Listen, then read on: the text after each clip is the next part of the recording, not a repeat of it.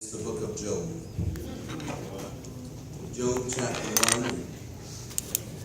Brother Sutton started preaching last night. I said to Pastor Metz that he's preaching about Job, but I'm going to preach about him tomorrow, so he didn't stay long, less than 60 seconds. So I appreciate that, brother. But from the book of Job, if our Bibles shall read the same, I want to look at verse 1 and then look at verse number 20 in chapter 1. If our Bibles read the same, we'll find these words. There was once a man in the land of Uz whose name was Job. That man was blameless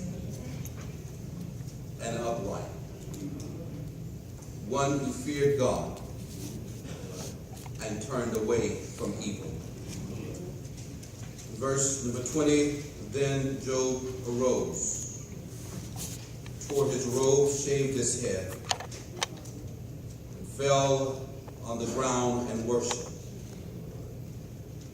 He said in verse 21, naked I came from my mother's womb, and naked shall I return there. The Lord gave, the Lord has taketh away. Blessed be the name of the Lord. I want to talk today, with your prayers and the aid of the Holy Spirit, I want to talk about beyond the tough moments of life. Beyond the tough moments of life. The truth of the matter is, I am convinced that all of us, at some point or another that is in here today, whether we are young or old, that we have met up with some tough spots in our journey. Amen. Some we seemingly and did not quite know how to handle or deal with. But with the help of God, we have always been able to move forward in a positive direction. In the recent days,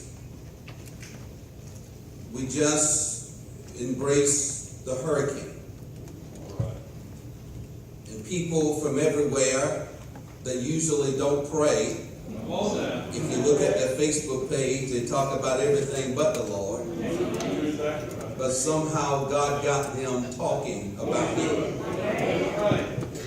It's amazing to me how folks can put up everything that they want to put up, but then when it comes to a challenging moment in life, at least they know how to go to God. But I want to suggest maybe a few things, and when you look at the text today, I want to think that the text suggests to us that if we are in the plan of God, and being a part of the plan does not necessarily always mean that we are in the will of God, but if we are in the plan of God, then God is going to make things all right for us. And so I want to suggest that such is the case. In our text today, that Job was not only in the will of God, but Job was also in this moment in chapter 1, was in the will and in the plan of God. I also want to suggest to you that there have been many others that throughout the pages of the Holy Writs, they can testify that they have been in life's toughest moments, but somehow God always knew how to bring them out. And before I talk to Job and take you by Job's house for a personal visit this morning, I want to suggest to you that Abram was such a man. As you may not know, Abram was a worshiper of the moon. And at 80 years old, while he was worshiping the moon, the sun showed up. Which y'all help me get. And somehow in that process, then God showed up in his life. And God was able to talk with Abram for a while, and Abram was able to exchange his past for what God wanted him to do. Yes, matter of fact, I believe the Bible kind of put it this way and suggests that God told Abram to leave his familiar territory. Yes, matter of fact, go to a place that I would tell thee of. I mean, how do you leave the familiar and then head out to somewhere where you don't even know what is before you? But yet Abram was so committed to the voice of God that he followed what God has said. And then as he began to take the journey to where God was leading him, God stopped him along the way. He said, not only do I want to deal and handle your past, but I want you to give me your future. I want you to give me Isaac, your boy that you prayed for, your son of promise. I want to tell the church that if we are going to remain in the will of God and stay in the divine plan of God, we not only got to give him our past, but we got to give him our future. So we got to make sure that we are connected to the hand of God. If you recall, in the Bible, also there was a story about a man named David. David was tapped to be king after Saul, and Saul and David, or Jonathan and Saul, were actually killed in battle. And when they were killed, the maiden or the servant that was taking care of the little boy, Mephibosheth, was taking care of him. And after she learned that Saul and Jonathan was killed, she actually grabbed him to run, and she dropped him. I want to think that one theologian said that he, or the Bible said that he was lame because of the fall. But it's amazing how God can take what we can consider to be a tough moment and a bad situation, and he knows how to turn it around. I dare you to tap your neighbor, saying God will turn it around. Go ahead and testify to the other neighbor they're not listening. Tell them God will turn it around.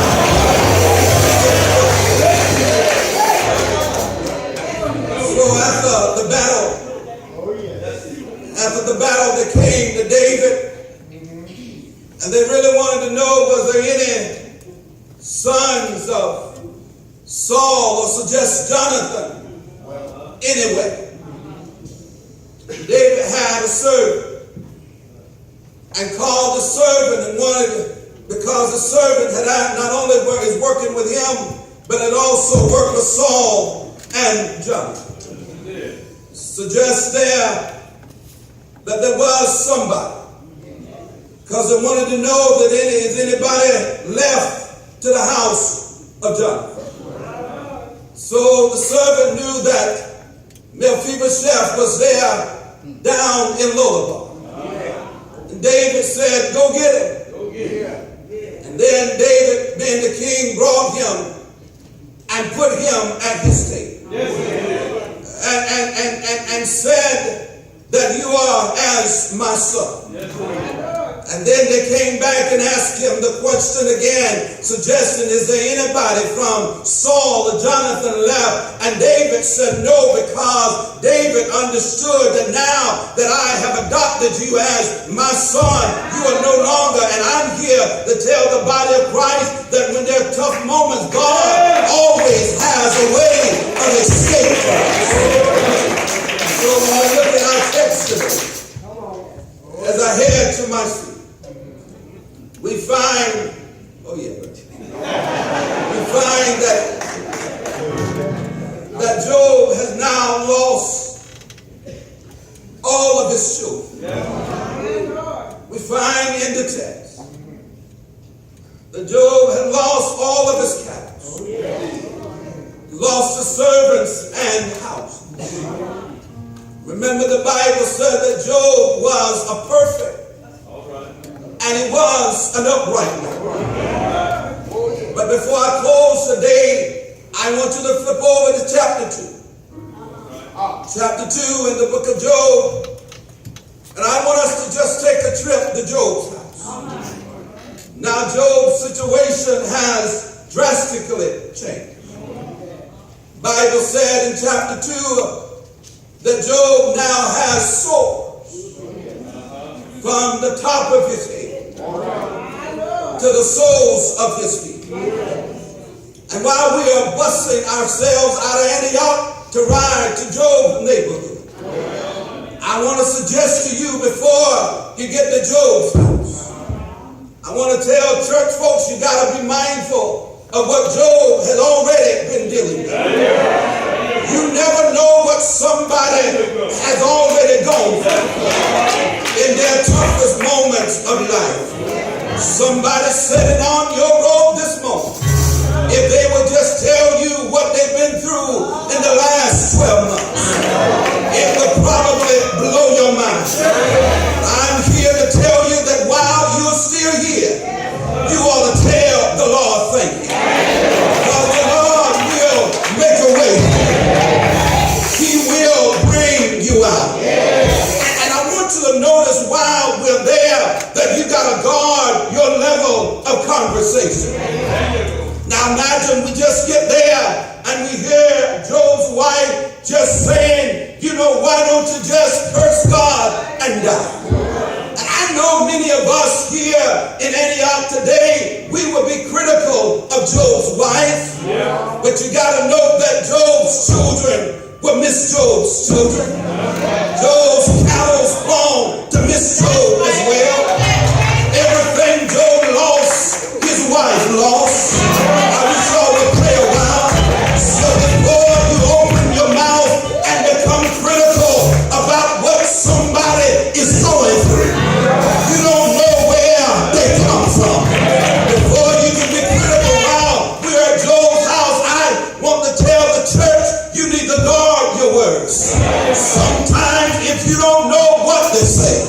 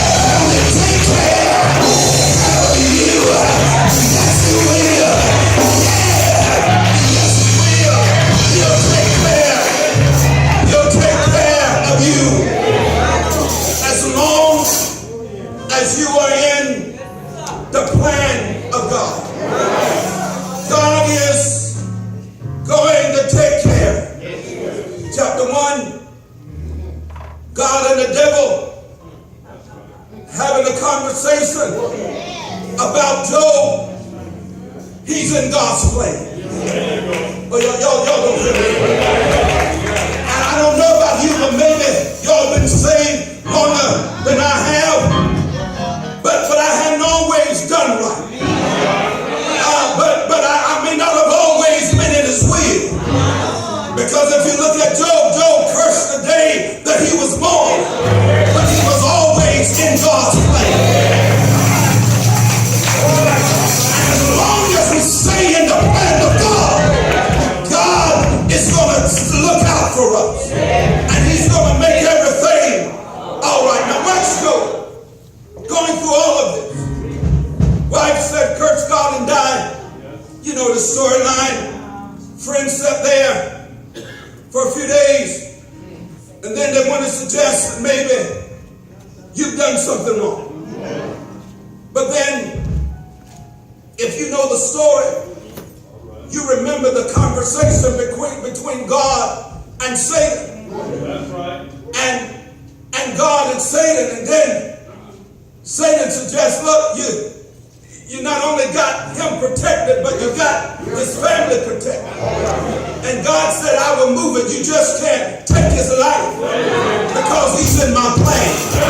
The reason the devil can kill you is because you are in the plan of God.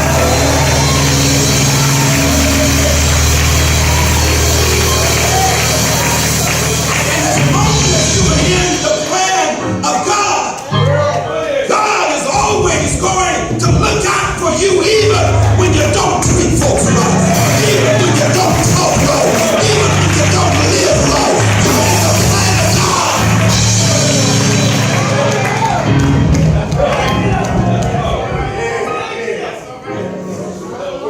Lord, thank you for your plan.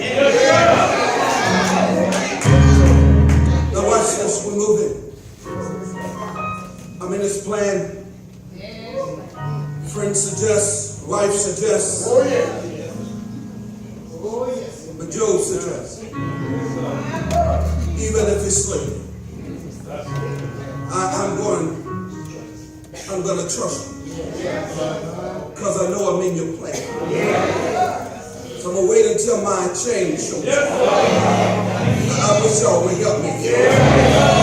See, if you died somewhere between chapter 2 and chapter 42, you would have never gotten a chance to get to chapter 42. But if you turn to the pages of your Bible when chapter 42 shows up on the scene. I don't know what chapter your life is in right now, but if you're in the plan of God, I'm telling you, just keep turning the page. Every day I wake up, I must say thank you, Lord. Every day that you let me see the picture of a new day, I'm going to bless your name. Cause I'm in the plan of God.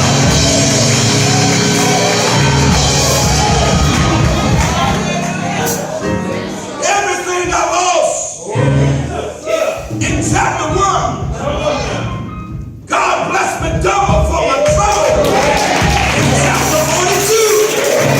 Because I'm in the plan of God.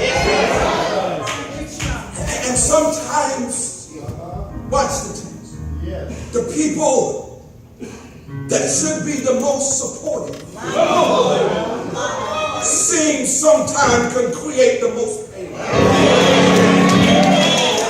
And we even have to remind them that I'm not perfect, but I'm in his plan. I'm suggesting the reason Satan hasn't killed me is because I'm in the plan of God.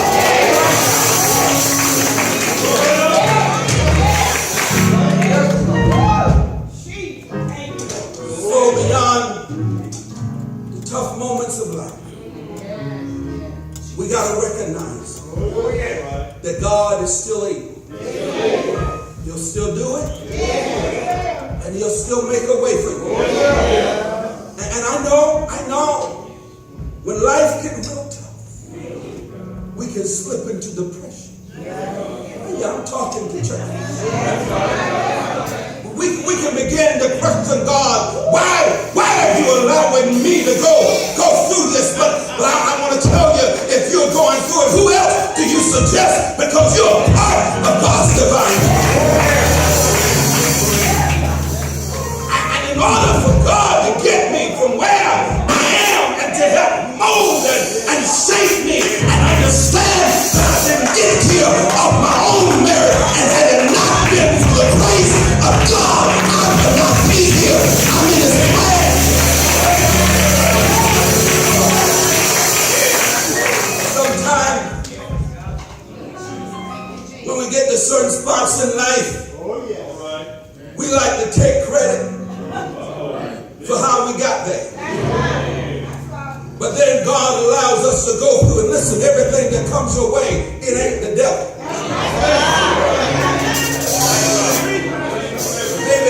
Maybe that storm a few days ago, maybe it was not the devil. Maybe it was God sending us a warning, saying, get right with God. Reverend Younger, I thought about it real good.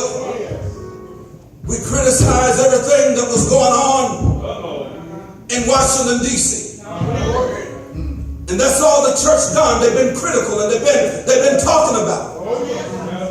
But they didn't pray. And the other day when the church decided to pray, God decided to give a down prayer from a category 4 to a category 1. I'm here to tell you that the pain about the storm out on the ocean, if you pray to God about your situation, God will turn it around. I don't know if anybody here praying for God to turn your situation around. And say, I'm ready for God to turn it around.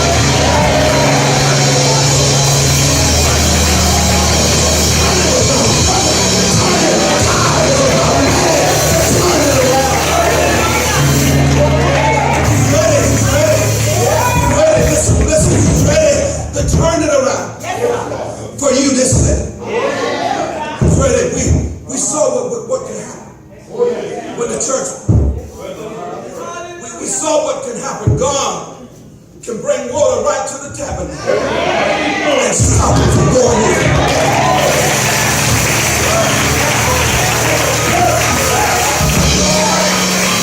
And if He did that in Kinston, He'll do that at your house.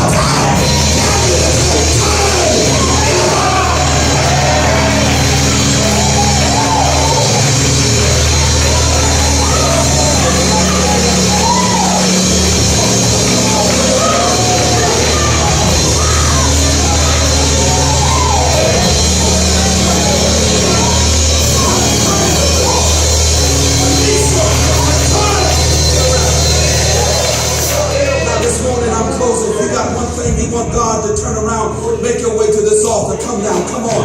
God's going to turn it around. Come on, I dare you. I dare you. I dare you, I know. I just dare you. Come to this altar and watch Him to begin to turn it around.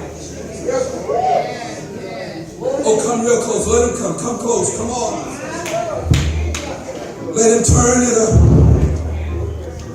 Let Him turn it around. He's about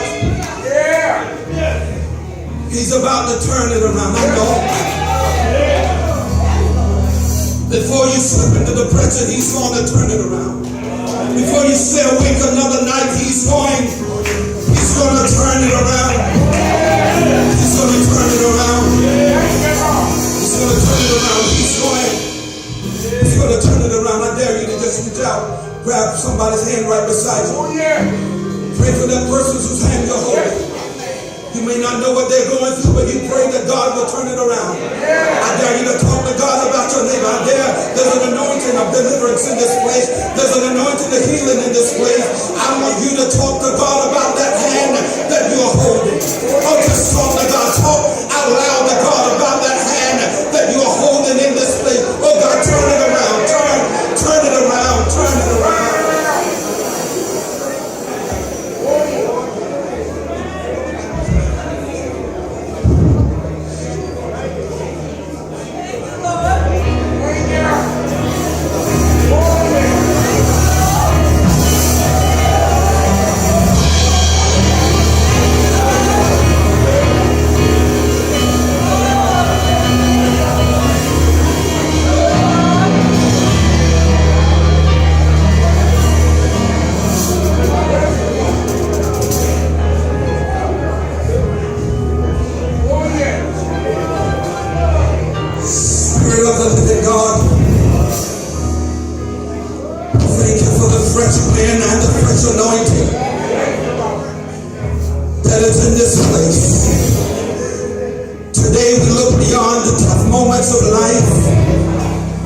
And God, today we see you turning it around.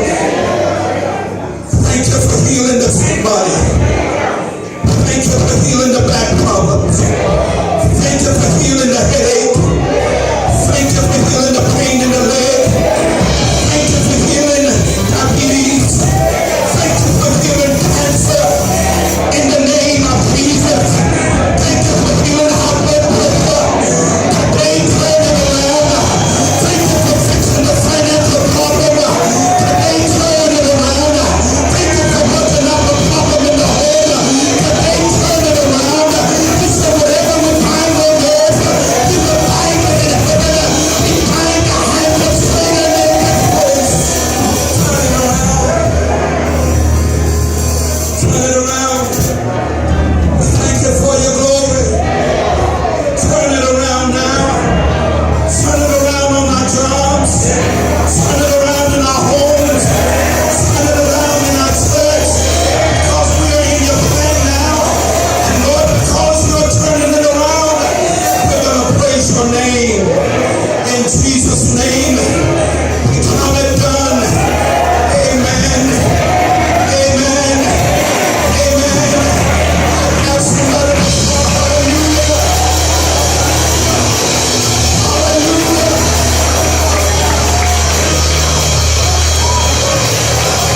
I dare you to go ahead and give him an advance praise. And let him do without the deal in your life right now. Go ahead and praise him. Go ahead and praise him. Go ahead and magnify his name. He's turning it around.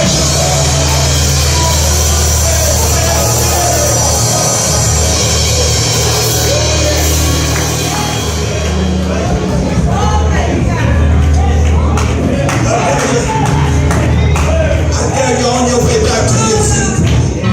I dare you to hug your neighbor and tell your neighbor he's turning it around. I mean, hug him and rock him and rock him and hug him. I dare you to tell him he's turning it around. And then I dare you to act like you say, amen.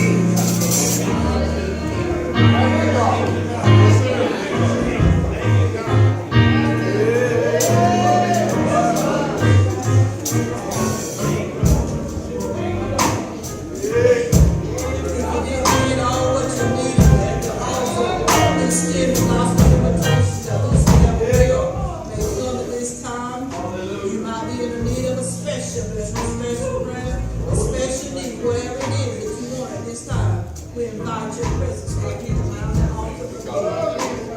You might couldn't get close to the altar, but you might want to get close tonight this time. Come and seek his face even the more. That's what I say.